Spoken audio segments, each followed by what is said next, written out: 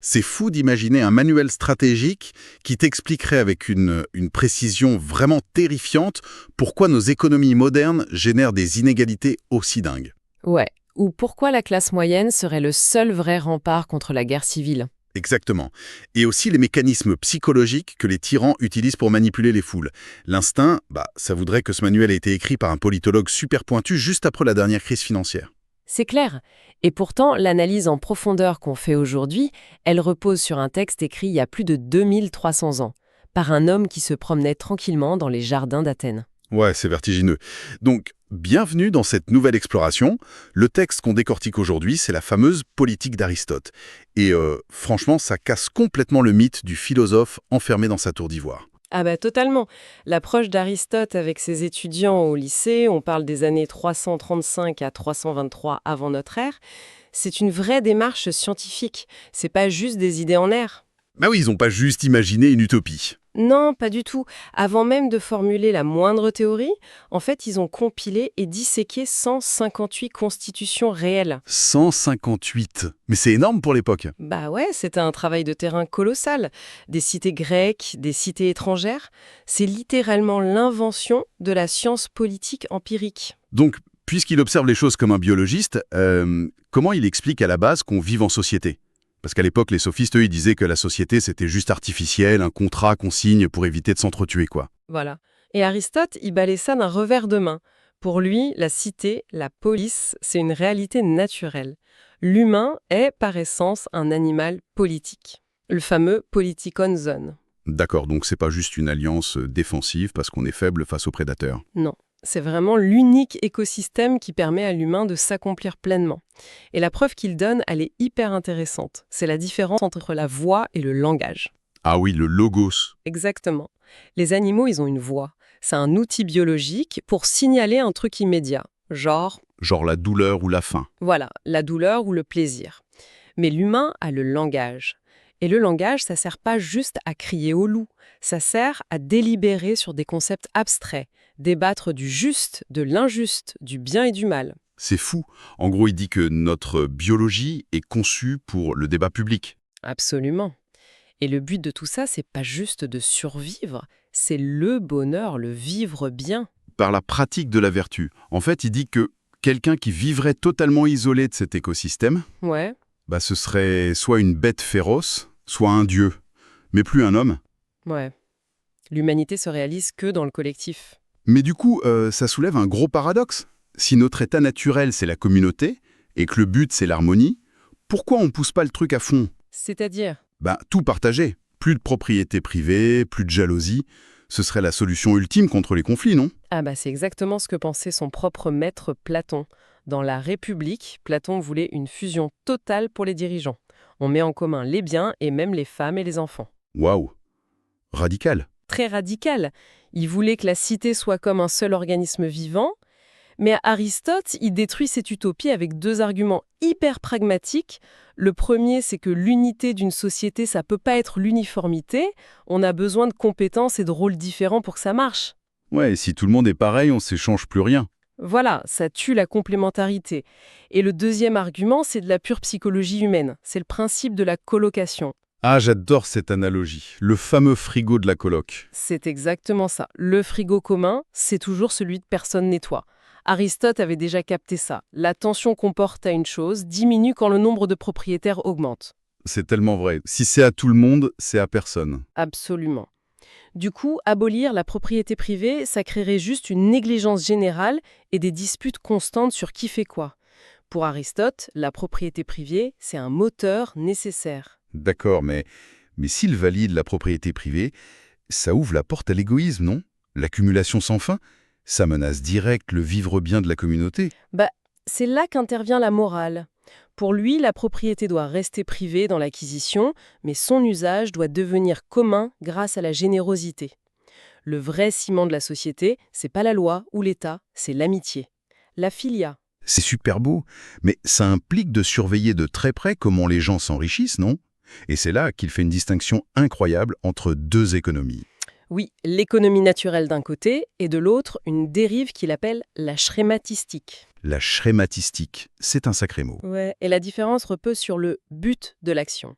L'économie oikos, la maison, c'est gérer ce qui est nécessaire pour survivre. L'agriculture, l'artisanat.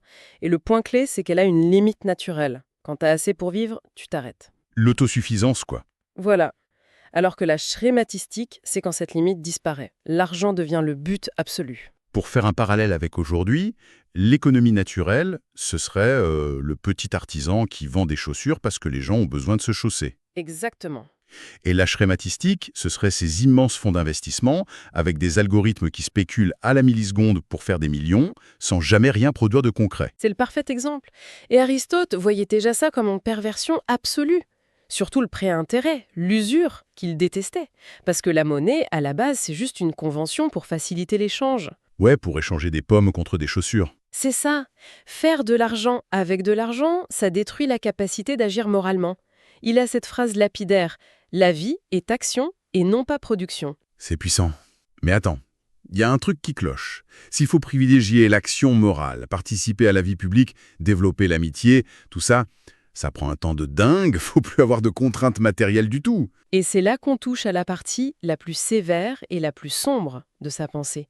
La définition du citoyen chez Aristote est ultra stricte. C'est pas le droit du sang ou le fait d'habiter là. C'est quoi alors? Et citoyen uniquement celui qui participe au pouvoir délibératif et judiciaire. Faut siéger aux assemblées, rendre la justice. Mais du coup, ça exclut presque tout le monde. Les artisans, les paysans. Totalement exclu. Parce qu'ils n'ont pas ce qu'il appelle le loisir. Ouais, et on parle pas de jouer à la console, là. Hein. Non, le loisir pour lui, c'est du temps intellectuel sanctuarisé. Libéré de la nécessité de travailler pour survivre. Le travail manuel épuise le corps et l'esprit. Sans ce temps libre, tu peux pas avoir la lucidité nécessaire pour la politique. Et c'est là que ça devient vraiment dur à entendre pour nous aujourd'hui avec nos droits de l'homme. Parce que pour que cette élite ait tout ce temps libre, il faut bien que quelqu'un fasse le travail. Oui. Le système repose sur l'exploitation d'une classe laborieuse invisible. Et les sources montrent qu'Aristote valide l'utilité de l'esclavage. Il va même jusqu'à théoriser qu'il y a des esclaves par nature. C'est hyper dérangeant.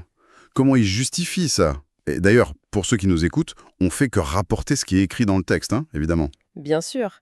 En fait, il essaie de naturaliser une institution économique de son époque pour faire tenir son système de citoyens libres. Mais c'est plein de tensions, parce que dans le même texte, il condamne fermement l'esclavage légal. Ah bon? C'est quoi l'esclavage légal? C'est quand on réduit des gens en servitude juste parce qu'on a gagné une guerre. Pour lui, la force ne crée pas le droit, c'est injuste. Il dit même qu'il faut offrir l'affranchissement comme récompense, ce qui prouve bien qu'il reconnaît l'humanité de l'esclave. Ouais, le paradoxe est énorme. Le citoyen parfait, libre et égal aux autres, a besoin de la servitude des autres pour exister. C'est la clé de voûte tragique de son système, oui. Bon, alors, une fois qu'on a ce petit groupe VIP de citoyens ultra disponibles, comment on organise le pouvoir pour pas qu'il devienne complètement corrompu? Parce que c'est ce qui arrive toujours. Et là, Aristote sort une innovation majeure, la souveraineté de la loi, l'ancêtre de notre hiérarchie des normes. Donc on met pas le pouvoir dans les mains d'un seul gars, même s'il est super sage. Surtout pas. Un homme, ça a des passions, des colères, ça fait du favoritisme. La loi, elle, c'est, et j'adore cette définition, la raison libérée du désir. La raison libérée du désir, c'est magnifique. Oui, ça offre une impartialité que la nature humaine ne peut pas garantir. Et à partir de là, il a classé les régimes politiques. Pas juste par le nombre de dirigeants, mais par leur finalité morale.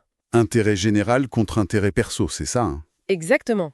Il y a 3 régimes droits, la monarchie, où un seul gouverne pour le bien de tous, l'aristocratie, le gouvernement des meilleurs, et la politie, ou la république, où la multitude gouverne pour l'intérêt commun. Mais le truc génial de son analyse, c'est la bascule. Chaque bon régime a son double maléfique. Voilà, la corruption. La monarchie devient une tyrannie quand le roi n'écoute plus que ses caprices. L'aristocratie pourrit en oligarchie, quand les héritiers gardent la richesse mais perdent la vertu de leurs ancêtres. Ils confisquent l'État pour eux. Et la fameuse politie, elle devient quoi? Elle s'effondre en démagogie, quand les citoyens les plus pauvres prennent le contrôle et ignorent les lois pour exproprier les riches par pur ressentiment. Ambiance. Du coup, face à toute cette instabilité, il préconise quoi? Pour lui, la politie, le régime mixte, c'est le seul vraiment viable sur le long terme. Mais, et c'est fascinant, la solution, c'est pas des règles juridiques. C'est purement sociologique. Ouais, c'est la classe moyenne, c'est ça? Absolument. tout repose sur la puissance d'une large classe moyenne. Son explication psychologique est redoutable. Il dit que les ultra-riches, à force de vivre dans l'opulence, développent de l'arrogance. Ils refusent de se soumettre aux lois. Il se croit au-dessus de tout. Exact! Et à l'autre extrême, les ultra-pauvres, écrasés par la misère, sont consumés par la jalousie et prêts à tout pour survivre.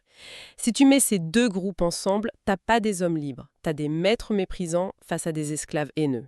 Et la classe moyenne, elle fait tampon. C'est exactement le terme. Un amortisseur social.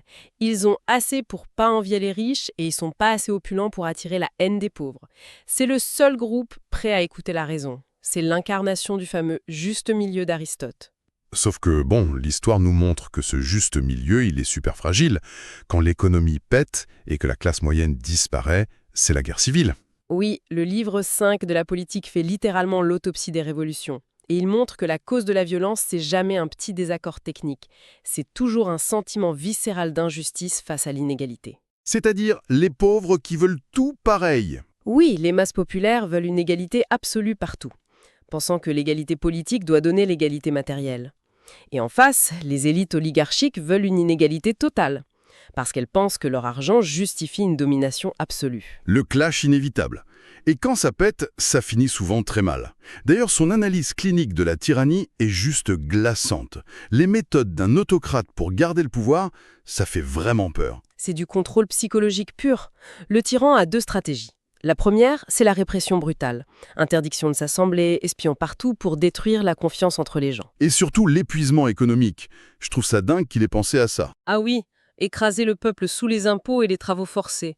Parce que si ton cerveau est consumé par la survie quotidienne, t'as ni l'énergie ni le temps de comploter. Un cerveau sans loisir ne peut pas se rebeller.